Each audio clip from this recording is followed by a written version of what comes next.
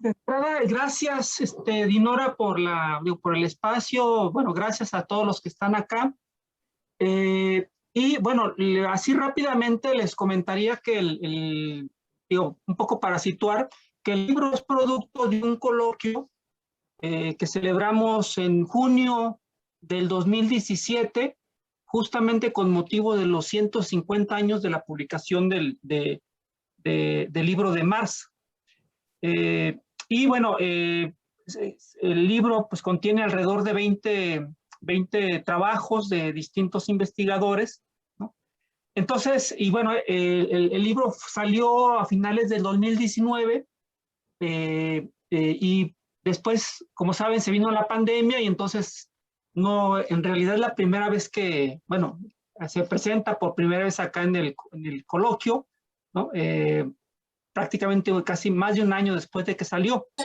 Entonces, bueno, yo lo que haría a continuación sería presentarles a quienes van a presentar el libro, van a acompañarnos en esta tarde, que son Jesús López Salas, Miriam Madureira y Felipe Victoriano.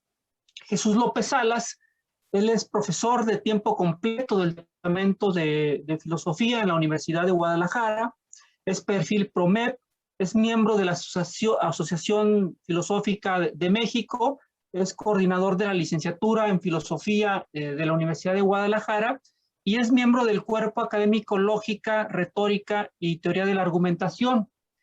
En el caso de tanto de Miriam como Felipe, bueno, los dos y las dos son coordinadores del libro. Y Miriam, ella es profesora de la UAM Coajimalpa, estudió ciencias sociales, es doctora en filosofía. Algunos de sus libros son Vida y crítica epocal en los escritos tempranos de Hegel, Igualdad comunicativa, y ha coeditado varios volúmenes, entre otros el de uno que se titula Autoconocimiento y reflexividad, perspectivas contemporáneas, lecciones de filosofía moral, ¿no? Y es investigadora SNI 1 y tiene diversos libros, artículos pues publicados. En el caso de Felipe Victoriano, también él es profesor de la UAM, ¿no? Coajimalpa, es doctor en estudios culturales y literatura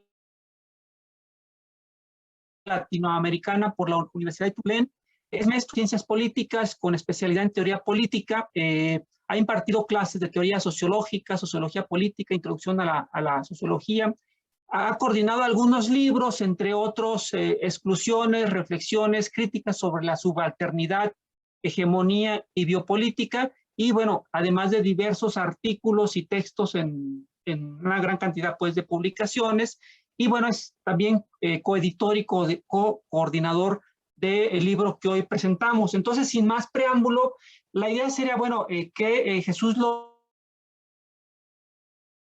López, a quien le agradezco mucho que haya dado presente el libro, haga sus comentarios y luego un poco responder o replicar por parte de los dos coordinadores. Y yo lo que lanzaría una pregunta así, si fuera posible, que en algún momento de sus intervenciones pudieran tratar como de elaborarla.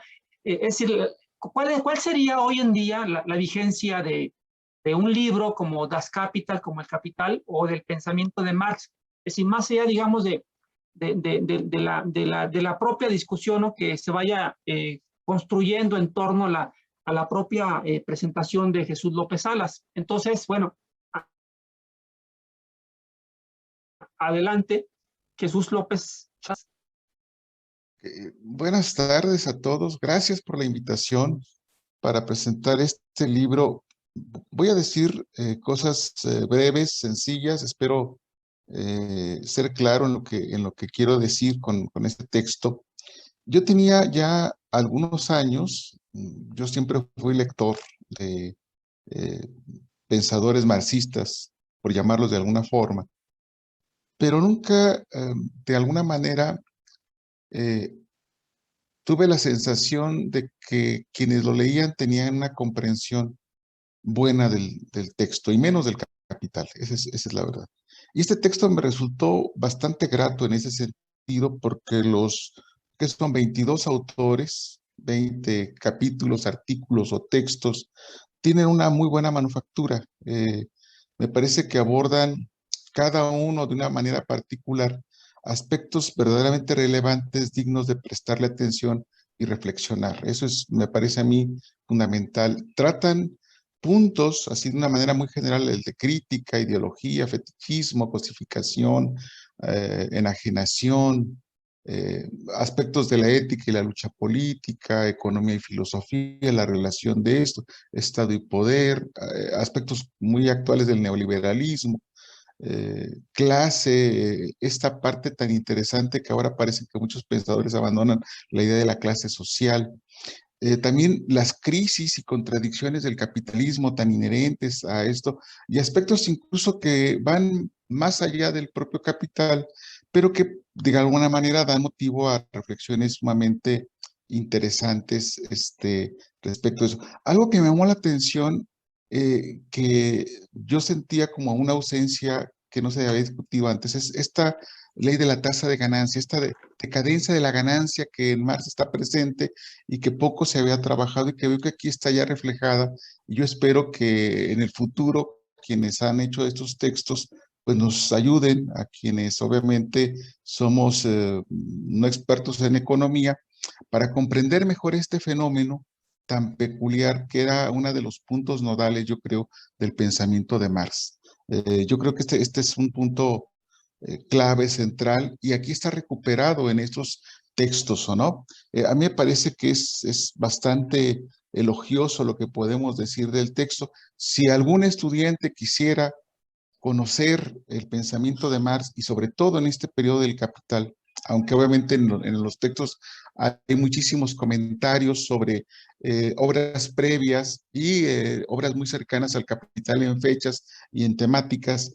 Desde luego que se ha centrado más en esta obra que me parece a mí la obra capital fundamental, central del pensamiento de Marx. Yo creo que sería una buena recomendación para que un estudiante ingrese de una manera bastante fuerte, con bastante eh, conocimiento por parte de los autores de esos textos, para que abra el abanico de temas y problemáticas que se tratan aquí, ¿o no? Y que yo creo que le daría bastantes elementos para poder tener una mejor comprensión de la obra. Aunque yo creo que todo pensador, todo filósofo, pues no nada más quiere comprender la obra, sino quiere usar las categorías, los conceptos, las tesis, para extraer de alguna manera análisis de la realidad. Eso tampoco está ausente en los textos, eso está muy bien representado en varios de ellos que me parecen a mí muy bien logrados. Vuelvo a esta idea. La única objeción que yo podría tener a todo lo que veo aquí, pero no se les puede reprochar a ninguno de ellos en particular, sino más bien sería como que faltó algo, un artículo, un análisis del estado del bienestar, porque yo creo que este fenómeno tan singular del siglo XX y que cobija de alguna manera todas las formas ahora de estados, sería como el punto nodal para poder contextualizar la vigencia con mayor precisión de las tesis de Marx. Yo creo que el estado del bienestar es un invento bastante generoso dentro de la propia perspectiva del desarrollo del capitalismo para mitigar asuntos de pobreza, miseria, marginación.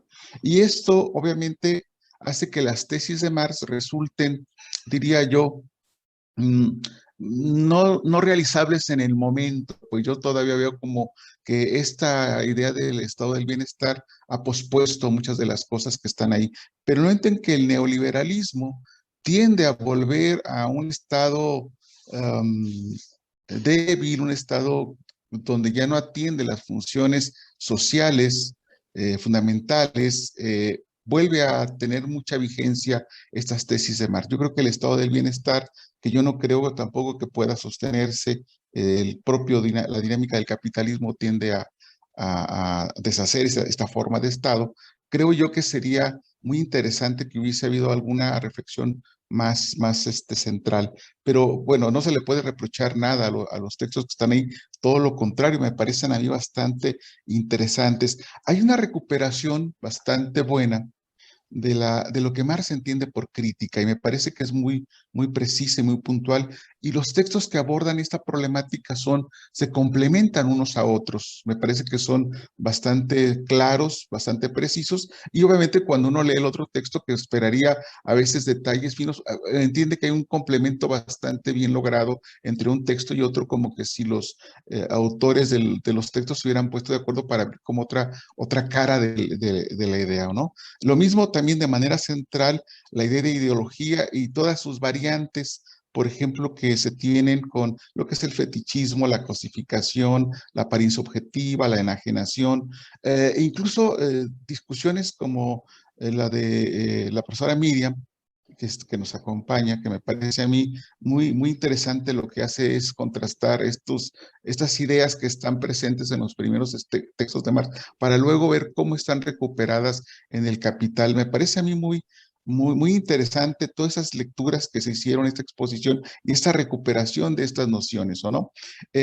Esta discusión también que hay sobre el papel de la ética está presente en los textos y de manera puntual en algunos de ellos, donde se critica a algunos pensadores que en algún momento decían que Marx había sido una especie como de pensador positivista y que no había atendido de una manera central la responsabilidad que asume la burguesía a la explotación y a la miseria, a la pobreza que generaban estas formas económicas y políticas que se generan. Me parece que estos elementos son bastante interesantes que están en el texto, ¿no? Hay textos que también nos ayudan a la contextualización del pensamiento de Marx. Bolaños, Gustavo Leiva, me parecen que hacen cosas muy interesantes para ubicar tanto a Marx como el Capital. Y esto dentro del contexto de esta discusión de ideas. Eh, por ejemplo, algo que me llamó la atención fue el texto del profesor Victoriano, donde de una manera muy puntual, me parece a mí, recupera la propia vida de Marx con las propias categorías que Marx va construyendo para explicar estos asuntos del trabajo y cómo obviamente va generando una postura crítica, pero al mismo tiempo me parece que ilumina mucho con esto el propio contexto en el cual se produjo el texto del Capital, el contexto en el cual emerge esta obra tan interesante, ¿o no? Voy a tratar de ser como muy rápido porque sé que el tiempo es corto, ¿no? Y obviamente hay muchas cosas que decir. Por ejemplo, el profesor Gandler trata de una manera muy interesante de recuperar esa lectura filosófica de Marx, muy propia de la Escuela de Frankfurt, y trata de precisar estas nociones de cosificación, fetichismo, apariencia objetiva, distingue niveles para poder entender la noción de ideología, aunque obviamente el tejido en el texto de Marx no es a veces del todo, digamos, preciso, pero sí está de una manera muy claro expresado ahí. Él lo recupera muy bien. Y esto obviamente nos ayuda mucho a quienes queremos comprender y entender a Marx de algo que es central en su pensamiento, porque ahí está centrada la noción de crítica, desenmascarar de alguna manera la falsa conciencia, esta idea de mostrar la cosificación que adquieren cierto tipo de acciones a la hora, por ejemplo, de la compra y venta, de la conformación de la mercancía, cómo la propia mercancía se oculta y se requiere un proceso para mostrar, obviamente, por qué no podemos alcanzar esto. Esto me parece a mí bastante interesante dentro de esta parte de los textos que están ahí, ¿o no? Eh, eh, hago otro comentario. Bueno, hay textos como el del propio Enrique Gallegos, que lleva a Marx a un punto más actual, donde aborda, obviamente, eh, relaciones con el pensamiento de Michel Foucault, Deleuze, y que me parecen a mí muy interesantes para poder comprender este fenómeno tan singular que vivimos hoy, que llamamos neoliberalismo. El neoliberalismo es tratado también de una manera puntual en otros textos, dándonos otras caras muy interesantes dentro de este proceso. No sé si gustan, que haga esta primera intervención. Me gustaría, y luego ya que los escuche, poder hacer algunos comentarios más puntuales de algunos textos que tengo aquí anotados. Gracias, Chuy. No sé si Miriam quiere hacer una primera intervención y luego Felipe, y luego ya regresar a Jesús. Bueno, puede ser, ¿no? Muchas gracias, ¿no, Jesús, por tus palabras, ¿no? Qué bueno que, o sea, viste el interés que por lo menos intentamos pasar por los diferentes artículos de esta colección. Yo, obviamente, no me voy a poner aquí a hablar bien de nosotros mismos, pero yo creo que sí hay diferentes perspectivas en el libro. Era un poco la intención, ¿no? Era justamente la idea actualidad y crítica. Entonces también el momento que se pone en contexto se ve cuánto sí, cuánto no se podría, por así decir, aprovechar de Marx para la crítica de la sociedad contemporánea, del neoliberalismo. Y sí había varias perspectivas. De hecho, en el coloquio que hicimos había todavía un poco más, ¿no?, de perspectivas, todavía que algunos ya no pudieron entrar a esta publicación, como por ejemplo había de economía un poco más, a lo mejor por la cuestión, no había directamente sobre el tema que mencionas, que es el estado de bienestar, que hubiera sido interesante, pero había un poquito más incluso de perspectivas que las que pudimos juntar aquí, ¿no? Y tienes razón, ¿no? Este es un punto también que sería interesante discutir de cerca, justamente porque,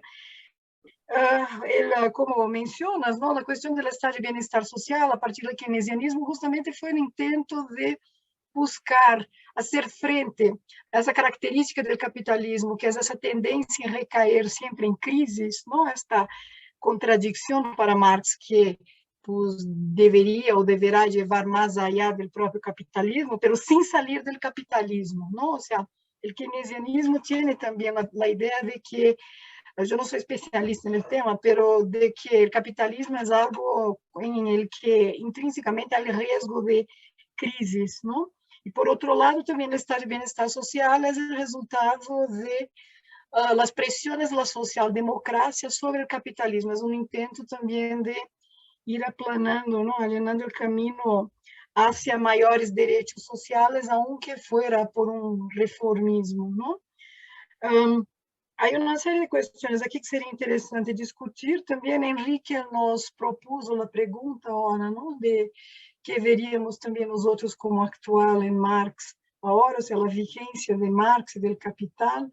Pues yo creo que está más ya bastante expuesto en el libro y tú mismo has mencionado diferentes aspectos, ¿no?, de esta actualidad que, en los que pensamos nosotros también cuando organizamos el coloquio. El libro, no, yo diría que lo que yo vería como actual, si fuera para contestar eso, a lo mejor también tú, Jesús, en cuanto contestes otra vez, puedes ver si hay más cosas o si estarías de acuerdo con eso. Yo lo que vería es que, aunque en algunas cuestiones más puntuales tal vez hubiera que actualizar, ¿no?, la interpretación de Marx, de cómo es que se extrae, por ejemplo, la plusvalía o la cuestión del el valor trabajo, ¿no?, que es mucho más difícil de calcular. Si ya no estamos hablando de un capitalismo industrial, ya hemos pasado a algo en que el capital financiero tiene un peso impresionante, los servicios, otras formas de acumulación, hay cosas raras como el Bitcoin que yo misma no sé cómo funcionan, y, o sea, ¿dónde entra, no, la cuestión de la explotación, del acúmulo del capital? O sea, habría que ver puntualmente cómo actualizar lo que Marx ha identificado, el capital industrial, para estas cuestiones más modernas, cosa que el propio Marx seguramente si hubiera, o sea, si renaciera, ¿no?, haría, porque justamente Marx de dogmático no tenía nada, ¿no? Pero vigente, yo lo que creo es que incluso si hay puntos en que se podrían discutir, se puede aplicar uno a uno, ¿no?, la teoría del valor trabajo o la forma como él describe la explotación de la plusvalía a lo que ocurre ahora en el neoliberalismo. Yo diría que por lo menos, o sea, esas tres dimensiones de la crítica de Marx, que de hecho mencionamos en la introducción, siguen vigentes, ¿no? Que sería, una es la crítica funcionalista, que es la cuestión de justamente esto que dice o sea, que mencionaste sobre también el estado de bienestar social, o sea, la tendencia, ¿no?, del capitalismo de recaer siempre en nuevas crisis, ¿no? Y que aunque parezca, ¿no?, que se va a caer de una vez por todas, por ejemplo, en 2008, ¿no?, siempre se ha estado recuperando, ¿no?, a lo mejor hasta que la crisis sea tal que se termine con el ambiente, ¿no?, con la naturaleza, a lo mejor ya no hay crisis porque se terminan todas las sociedades, ¿no? No sé hasta dónde va eso, pero la crítica funcionalista, que es la contradicción interna del capitalismo, el riesgo de que recaiga en crisis siempre nuevas, yo creo que sigue vigente, aunque no podamos decir, yo creo, si esto va a llevar a una mejor forma de sociedad o no, ¿no? Una irracionalidad intrínseca al capitalismo, ¿no?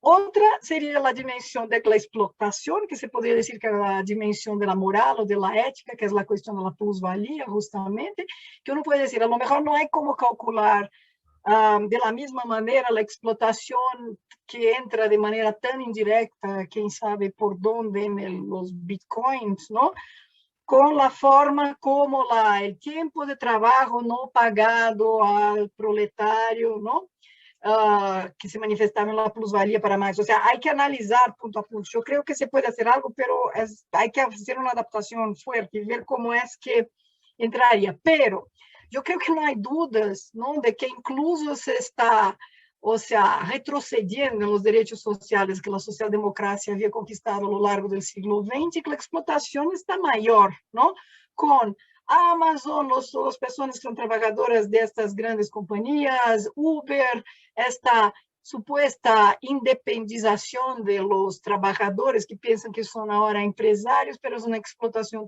cada vez mayor. O sea, hay miles de dimensiones que uno va a decir, la irracionalidad sigue presente, la explotación sigue presente también, aunque habría que ver cómo analizar, y la dimensión ética, que es simplemente la forma de vida que nos permite esta sociedad, no es una forma de vida plenamente humana, ¿no? O sea, hay una deshumanización que Marx, el joven Marx, asociaba a la enajenación, pero que está presente también en el Capital, o sea, que es esta percepción de que parece que las cosas se mueven solas, ¿no?, como con el fetichismo de la mercancía, del capital, del dinero, ¿no? Y el hecho de que no, o sea, no solo por la explotación, sino por la cuestión para el joven Marx de la identificación de los trabajadores o las personas en general, tal vez, ¿no? O sea, con el mundo que producen, ¿no? O sea, que son autores de un mundo que no reconocen como suyo, no se reconocen en las cosas que ellos mismos o nosotros mismos producimos. O sea, esa dimensión ética de que, de hecho, no se genera de ahí ninguna forma de vida verdaderamente humana, yo creo que sigue vigente. O sea, la irracionalidad, las contradicciones, la cuestión de la explotación, la cuestión de la forma de vida humana, ¿no? Entonces, por ahí es que yo digo, o sea, habría todavía mucho que aprovechar de Marx, aunque haya que hacer adaptaciones y pensar cómo Marx, si naciera ahora, verían estas cosas, ¿no? Porque no hay cómo trasplantar muchas de las formas de explotación modernas directamente al análisis que él hacía de la explotación por la plusvalía en el siglo XIX, ¿no? Pero sí, yo creo que sigue muy vigente y habría mucho que discutir todavía. Básicamente esto por ahora, ¿no? ¿Sí? Felipe, ¿Qué tal? ¿sí escuchas, Felipe? Adelante. Sí, se escucha fuerte y claro, de aquí de Ciudad de México. Bueno, en primer lugar agradecer la invitación a presentar este libro, agradecer a la universidad, a la UDG por darnos este espacio, agradecer a Jesús por sus comentarios, a este libro ya que se ha ido quedando, ¿no?, de algún modo en esta contingencia en la que estamos todos padeciendo en este momento, ¿no?, en esta pesadilla tan rara, ¿no?, esta pandemia. Y bueno, yo comparto todas las opiniones. Yo quisiera contribuir desde una posición un poco más marginal respecto a este libro que, como bien dicen mis compañeros, que aparte, digo, aprovecho de mandarle un saludo que no los veo hace mucho tiempo, a Miriam, a Enrique, que llevamos casi un año y tanto, ¿no?, sin vernos. Y yo simplemente diría que, digamos, el Capital es un texto que se inscribe en una suerte de tradición ilustrada de la crítica,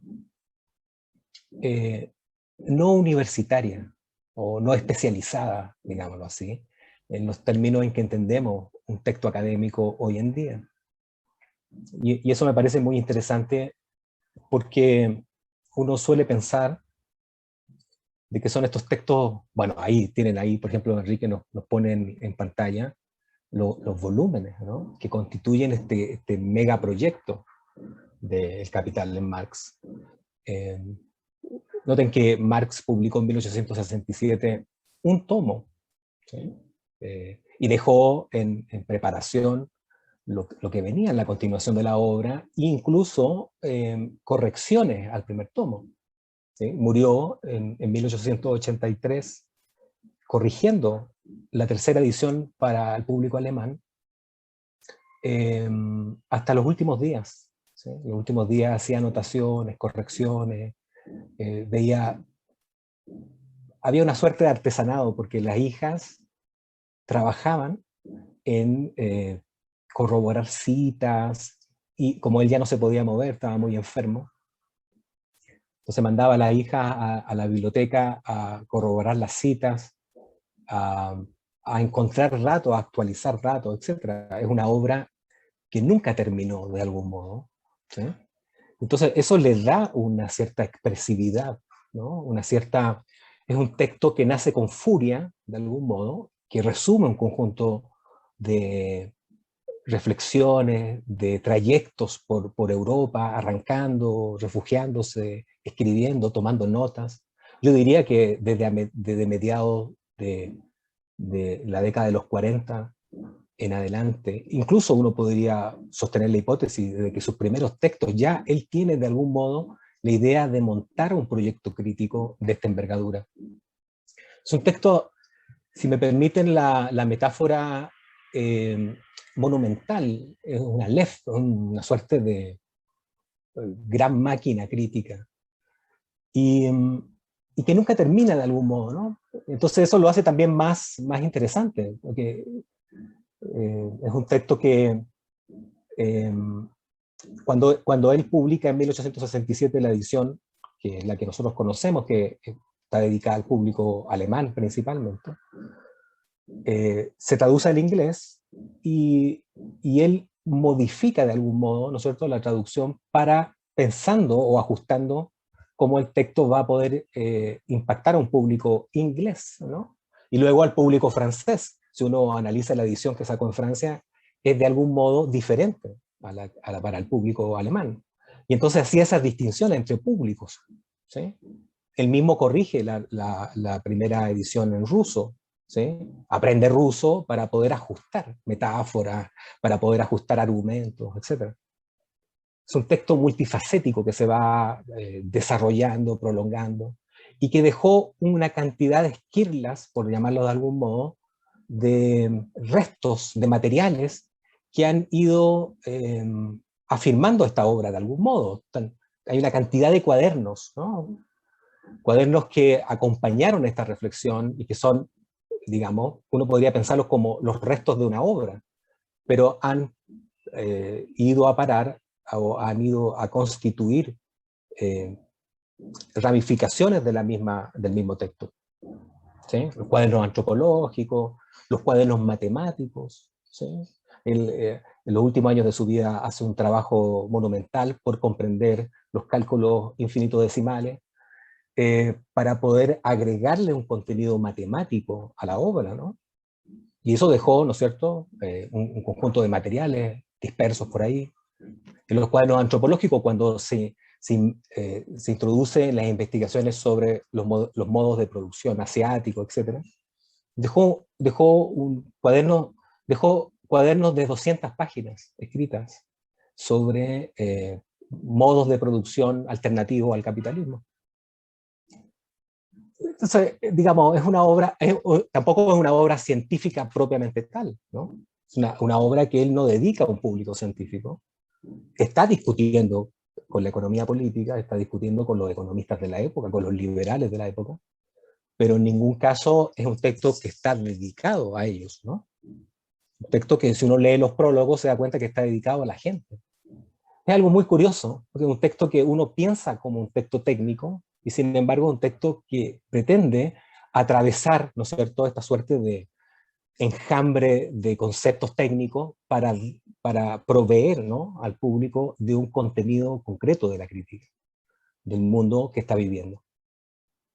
Es un texto que se parece mucho al Origen de la Especie de Darwin, que salió en 1859, que él leyó, ¿no?, inmediatamente, y le manda una carta a Engels diciéndole: híjole, yo quiero escribir un libro así como este, estoy pensando en un libro así, ¿sí? Y noten que el texto de Darwin, al igual que El Capital, no está pensado para un público académico, sino está pensado para un público general, un público ilustrado de algún modo, pero que puede, ¿no es cierto?, a través de un ejercicio crítico, encontrar los resortes que hacen mover el mundo que está frente de ellos.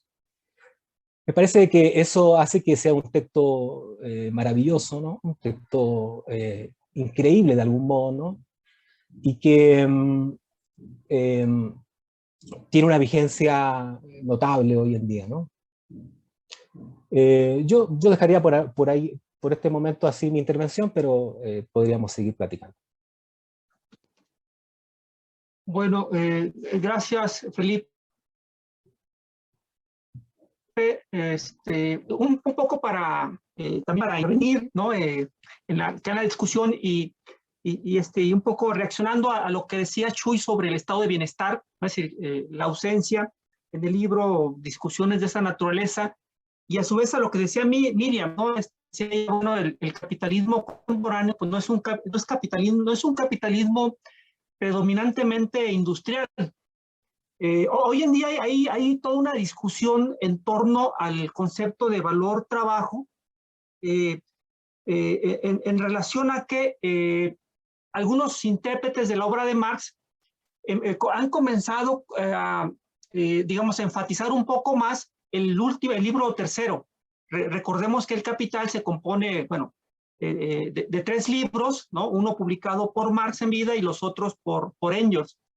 Y algunos de los digamos, intérpretes del marxismo contemporáneo enfatizan mucho más el libro tercero, porque ellos creen ahí encontrar una figura que permite entender la transformación del capitalismo, este tránsito de un capitalismo industrial a lo que hoy denominan como el capitalismo cognitivo, que es un tipo de capitalismo cuyo proceso de generación de la plusvalía ya no descansa de manera predominante en la fuerza de trabajo, como Marx lo analiza en el primer libro, sino que tiene que ver con estos procesos de subsumición real de la vida, es decir, sigue siendo Marx, pero la manera en que el capitalismo amplía sus registros para producir la plusvalía a través de la introducción de la vida, es decir, es la vida misma la que está siendo capturada, lo mismo que el conocimiento. Y acá también, digamos, anclan las discusiones en los Grundrisse, particularmente en este pedazo, en este fragmento, donde analiza las máquinas y el intelecto general. Y de alguna manera eso les ha permitido a ellos entender, por ejemplo, cómo, o sea, explicar en términos del desarrollo del capitalismo y de su generación de la plusvalía, cómo, por ejemplo, nosotros que estamos acá en este momento, somos objeto o sea, contribuimos a la plusvalía a través de fenómenos como la algoritmización de la vida. Es decir, cómo, por ejemplo, usamos Zoom y cómo ese Zoom se está capitalizando. Cómo es que, por ejemplo, en la crisis del capitalismo producida por la pandemia, estos sectores de la economía como Google, como Zoom, ¿no? Han aumentado 300, 400% la generación de su ganancia. Entonces hay una discusión hoy en día de alguna manera que transita del libro primero de Marx, que digamos, de alguna manera sigue vigente la idea de la explotación, de la generación de la plusvalía a través de la apropiación del excedente de la fuerza de trabajo, pero introducen de alguna manera estos elementos embrionarios que no están desarrollados de manera exhaustiva en el libro tercero, pero que provienen del mismo Marx. De tal manera que lo que tenemos es esta suerte de, así lo mencionan estos teóricos, un biocapitalismo, un capitalismo de corte cognitivo. Y esto mismo ha dado pie hoy en día a desarrollar toda una discusión que pasa por la renta, por ejemplo, ¿no? El mínimo, el ingreso, ¿cómo le llaman? La renta básica universal. En Europa hay una discusión muy fuerte. En México el año pasado se estuvo discutiendo, ¿no? Justamente porque lo que ya está en proceso para producir los mecanismos de valorización ya no es en sí misma la fuerza de trabajo, sino son los cuerpos sociales, es el conocimiento social, es la vida misma a través de la apropiación de todos estos bienes comunes que históricamente ha producido, digamos, la humanidad, sus saberes, y que están siendo apropiados por empresas, por... hay una autora bastante interesante que se llama... A ver, por aquí tengo el maldito libro. Se llama esta... Mazzucato, Mariana Mazzucato, que es muy interesante cómo ella rastrea la historia de la tecnología, cómo es que se llegó al celular. Y entonces ella, la conclusión es cómo para producir el celular hay toda una apropiación privada de todo, digamos, de toda una historia de la tecnología, de bienes comunes, de bienes colectivos, de bienes del Estado, ¿no? Que lograron llegar a ese artefacto, ¿no? Entonces hay una apropiación ahí privada de bienes comunes, de conocimientos comunes, que de alguna manera la humanidad ha ido acumulando, pero que a través de estos mecanismos de que hablaba Miriam de fetichización, se ocultan y parecieran como logros del genio, del empresario, etcétera, ¿no? Bueno, entonces, y un aviso, yo mañana trato algo de esto en la ponencia que voy a tener a las 5:30, creo, algo de esta discusión entre el valor trabajo, el valor de la renta, etcétera, algo de eso yo elaboro. Y entonces, bueno, ya le regresaría la intervención a Jesús. Adelante, Chuy. Ok, sí, escuchando lo que comenta Miriam, Felipe, me parece que esto nos muestra de que ahora hay mucha más discusión y mucha más claridad sobre muchos aspectos. Yo quiero solamente resaltar aspectos, digamos, para hablar de la vigencia del capital. Yo creo que en el capital lo que más hace que se subraya en los textos, hay textos que hablan esos, son estas crisis, estas paradojas que tiene el capitalismo como tal, ¿o no? Y yo creo que parte nodal es que el capitalismo tiende a convertir todo en mercancía. Para que el capitalismo le dé entrada a algo dentro de sí, tiene que convertirse en mercancía, el trabajo, el tiempo, la vida, todo. Y el dinero es la mercancía por excelencia. El capital financiero, desde luego que tiene una presencia ahora dominante frente a otras formas de producción, pero en última instancia todo se reduce a la producción de bienes. Y aquí viene un punto que me parece interesante dentro de esto. Para que exista la mercancía, tiene que haber un proceso de producción de la mercancía.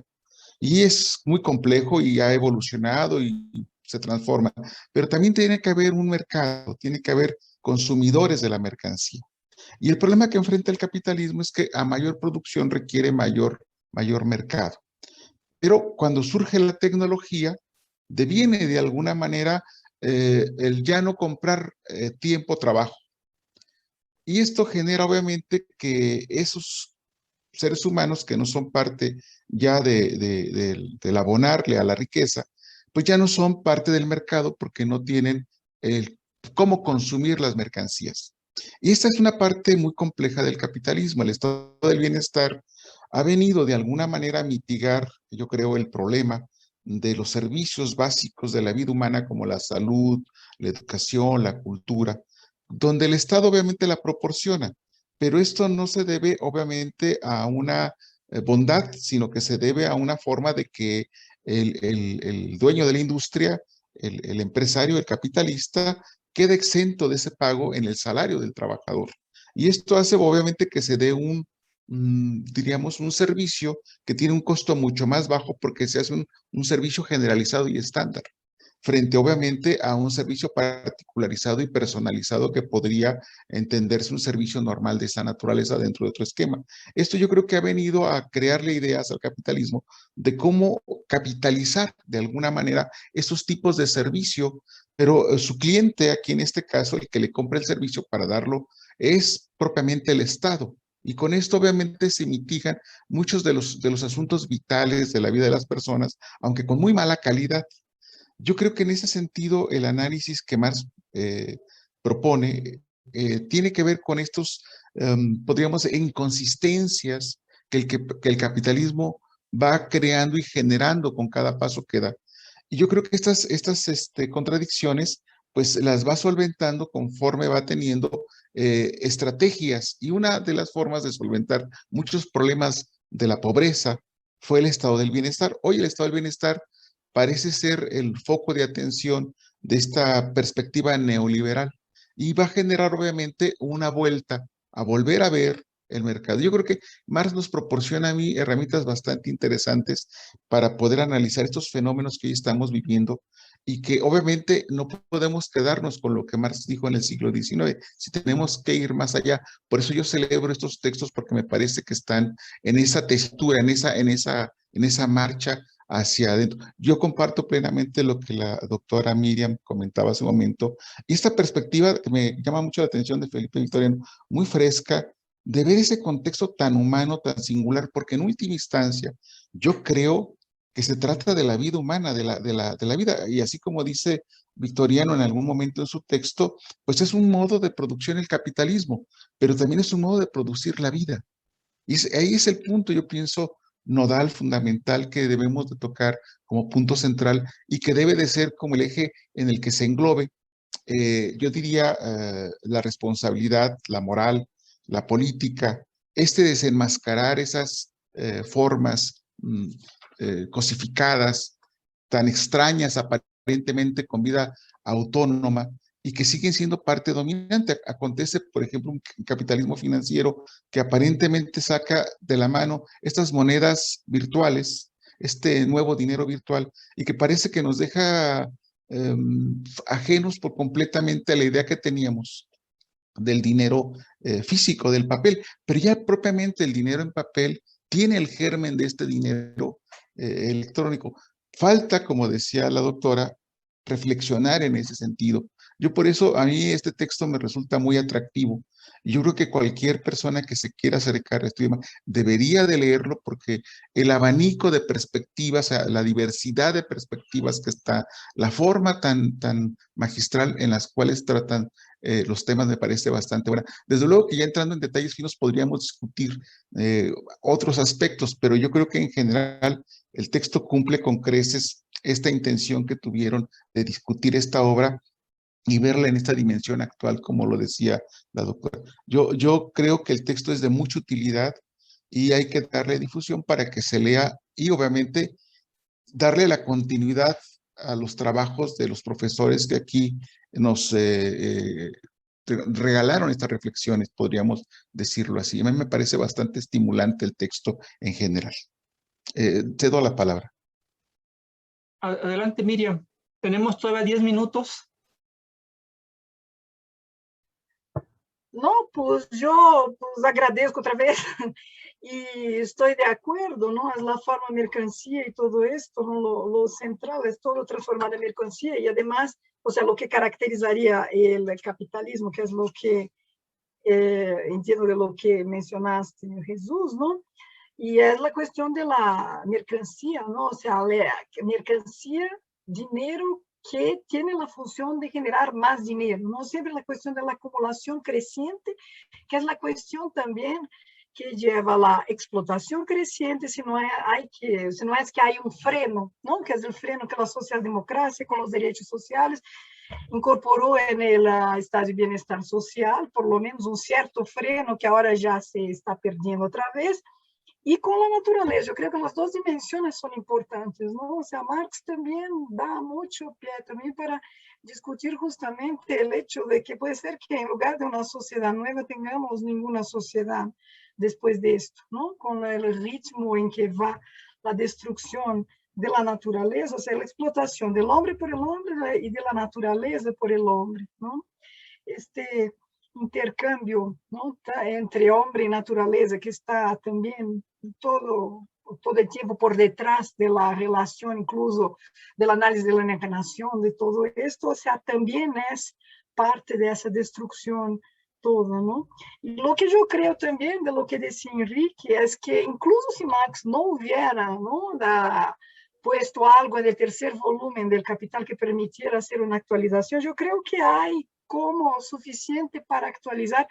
Yo digo, es de estos autores, ¿no?, que incluso si no hubiera mencionado nada que se pudiera actualizar en el tercer volumen, o sea, nada que, no sé exactamente estos análisis que mencionas porque no los he seguido, pero del biocapitalismo, ¿no?, y todo, pero lo que digo es que era un pensador suficientemente antidogmático, ¿no?, para permitir que se abriera todos sus análisis hacia cosas que él nunca hubiera podido imaginar, ¿no? O sea, yo creo que el chiste, ¿no?, lo que hace un autor, un gran autor, un clásico que va a durar siglos, es esto, ¿no? O sea, incluso otro, ¿no? Por ejemplo, Aristóteles nunca hubiera soñado con la sociedad que tenemos, pero de repente hay cosas que se pueden volver a pensar a partir de Aristóteles, ¿no? Y Marx es uno de estos, ¿no? Esto es lo que yo pienso. Incluso si no tuviera ninguna idea que permitiera imaginar los bitcoins, hay algo que se puede actualizar de forma que podamos salir de Marx, o sea, Marx más allá de Marx, y pensar cosas que no estaban presentes para él, ¿no? Es lo que hace actual, yo creo, también su crítica, toda su perspectiva, ¿no? Pues es, bueno, habría mucho que discutir, ¿no? Pero yo creo que esto. Y muchas gracias, ¿no?, de todos modos. Queda poquito, ¿no? ¿Puedo Felipe. decir algo? Sí, Felipe. Sí. Digo, hay un aspecto que a mí me parece muy interesante, porque, digamos, estoy de acuerdo con todo lo que se ha dicho y con todos los énfasis, pero me gustaría, digamos, como cereza, poner algo de, digamos, controversial, que tiene que ver con la propiedad privada. Yo creo que Marx da con algo que me parece extraordinario. Bueno, él vivió, y esto es para conectarlo con la reflexión de Jesús también, Marx vivió la estatización, por decirlo de algún modo, de las instituciones sociales. Es decir, vivió el proceso en el que el Estado fue cooptando, ¿no es cierto?, los derechos comunitarios, fue armando su estructura burocrática, fue construyendo protocolos de acuerdos, protocolos de negociación, armó las estructuras contractuales. Él estudió Derecho y fue, digamos, muy lúcido en notar el modo en que esta estructura, este Estado, digamos, el Estado pensado también como una entelequia en un principio, pero después como un aparato de producción, no solo de sentido, sino un aparato de producción de realidad, empezó a tomar fuerza, a tener a diseñar su infraestructura, ¿no?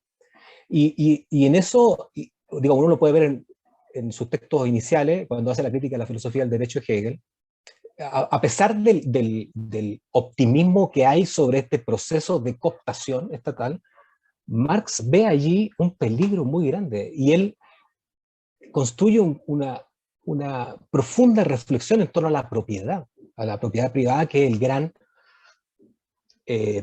marco ideológico en torno al cual se va construyendo el Estado de Derecho, pero al mismo tiempo la explotación, ¿no es cierto?, y el capitalismo como esta figura que uno puede de algún modo resumir de manera algorítmica ¿no es cierto?, dinero, mercancía, dinero, ¿no? Dinero, mercancía, dinero más plusvalor, ¿no? Entonces, el régimen de propiedad me parece que es un tema muy actual. Yo creo que no podemos seguir en este mundo bajo los regímenes de propiedad en el que estamos. Obviamente que nos asustan por todos lados, porque cuando uno pone en discusión el Estado de Derecho, es decir, la propiedad, en definitiva, uno no estoy resumiendo, tampoco haciendo un reduccionismo, pero quiero decir que hay puntos comunicantes que son fundamentales en esa relación. De que, claro, uno se imagina que lo van a venir a expropiar y que le van a sacar todas las cosas. No, pero hay figuras que ha adoptado la propiedad hoy en día que son extremadamente extravagantes, que son insostenibles a largo plazo, y tenemos que modificar el régimen de propiedad. ¿Sí?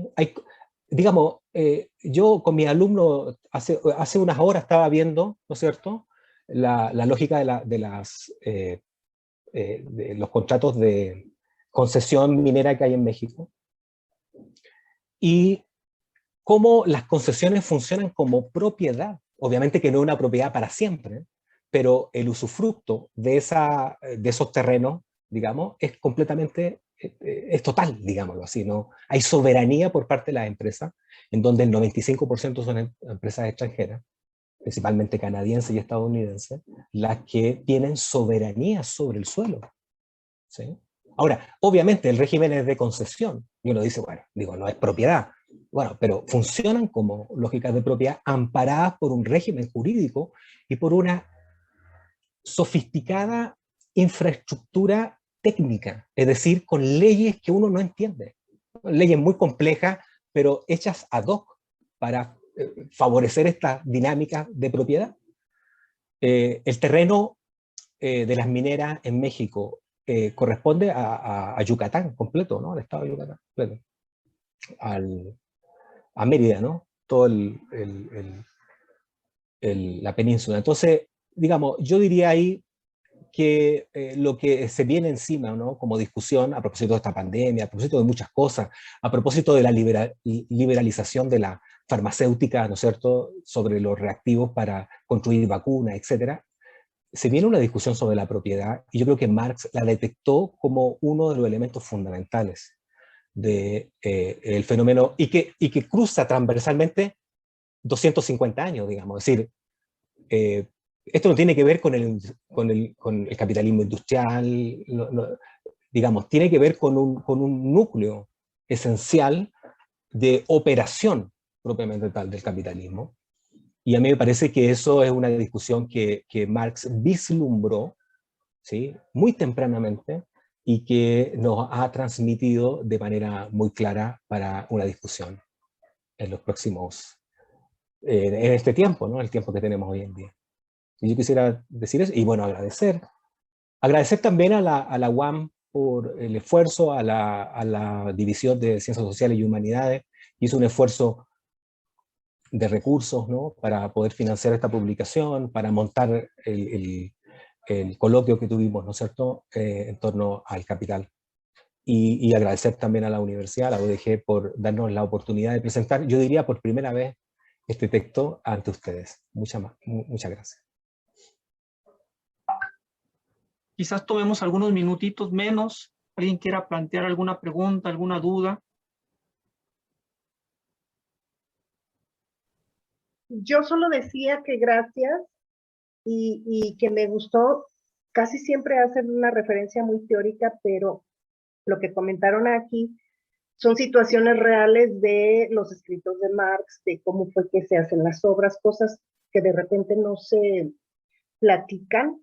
Y bueno, el asunto que mencionaron ahí de alguna manera sobre Darwin, y luego el libro de Engels del origen de la familia, la propiedad privada del Estado, es que le estaba haciendo de alguna manera una justificación a lo que consideraba que Marx había sido el Darwin, pero de la sociedad, ¿no? Entonces, todas esas referencias que nos dieron acerca de cosas muy particulares de la vida de Marx, pues completan las formas teóricas, pero yo todo muy bien, gracias, y muy enriquecedor.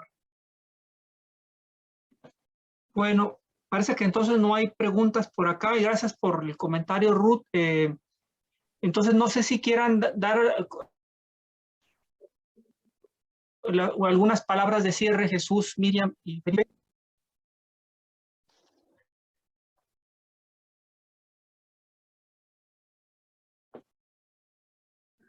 Sí, Felipe, digo Jesús, perdón.